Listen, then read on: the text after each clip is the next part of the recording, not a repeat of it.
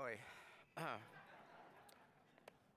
So the folks at the BGA who made that video obviously could not speak truth to Andy Shaw's power because they edited out the part where I took credit for all of BGA's success over the past 94 years.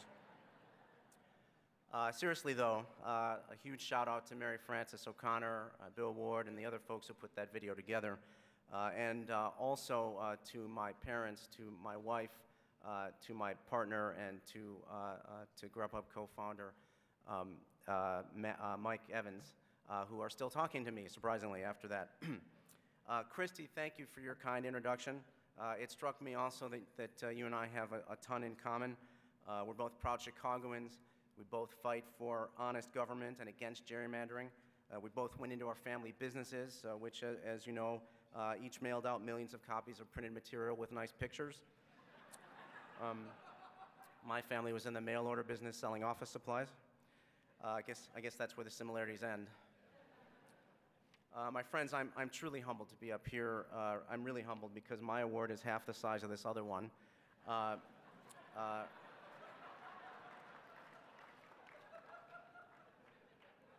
I'm honored to be receiving the inaugural BGA Daniel L. Goodwin Watchdog Award. My journey with the Better Government Association began about 8 years ago. I was having lunch with my good friend Dave Lundy, who at the time was serving as chairman of the BGA board. I went off on a rant about Cook County government, and he looks at me and he says, "So you want to keep complaining about it, or do you want to do something about it?" Well, there was really only one way to answer that question, and I joined the board of the BGA in 2009, and I continue to serve proudly today. The first BGA board meeting I attended was also the first board meeting for Andy Shaw. And from that day onward, I have always been tremendously impressed with Andy's leadership and his work ethic. The BGA is in a stronger position today than it has ever been in its 94-year history. And that is due to the team that Andy has built, to the board that he has helped recruit, to Andy's fundraising prowess, and to his commitment to honest, efficient government at all levels in Illinois. Now, unfortunately, in our state, the need for an organization like the Better Government Association is still severe. At the state, county, and municipal levels, corruption and inefficiency impose a huge burden on taxpayers. We have so many things going for us in this world-class city and great state. Think of how much better it could be if we had more responsible government and more elected officials whose only priority would be to serve the interests of their constituents instead of their own political careers. I believe Chicago would be a slam-dunk choice for Amazon's HQ2 and its 50,000 jobs. We check all the boxes for their requirements. However, Illinois has over $130 billion in unfunded pension liabilities, a huge backlog of unpaid bills, and the worst credit rating of any state. And after a horrible, protracted battle to craft a state budget, the current one is $1.7 billion out of balance.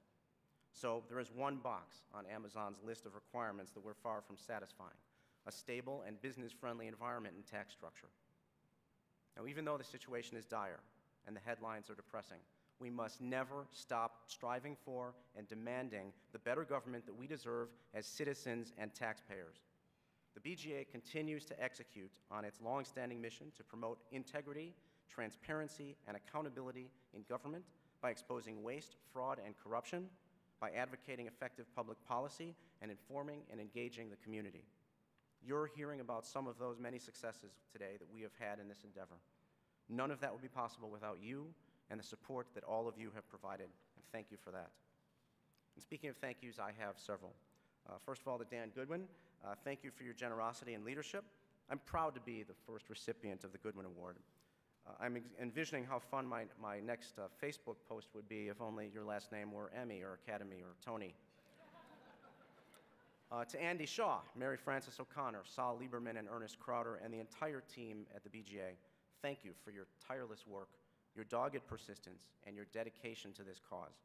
I'm continually impressed by the fruits of your labors.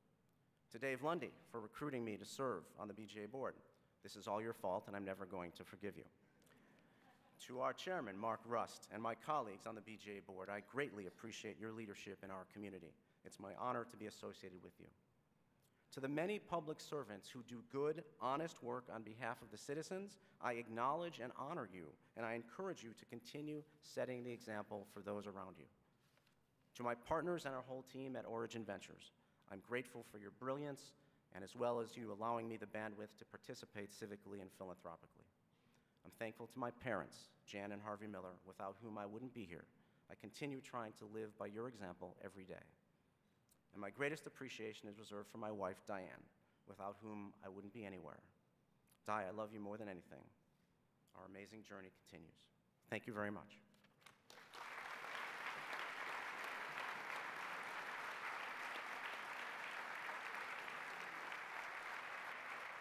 Thank you. It's my honor now to introduce you to fellow BGA board member Dan Goodwin. It's really my honor because he's going to give me my award now. All right, I'd like to present this award to Steve Miller, a well-deserved recipient, and I have a few more words to say about Steve after he accepts it. Thank you. Steve, congratulations. Thank you, Dan. Thank you very much.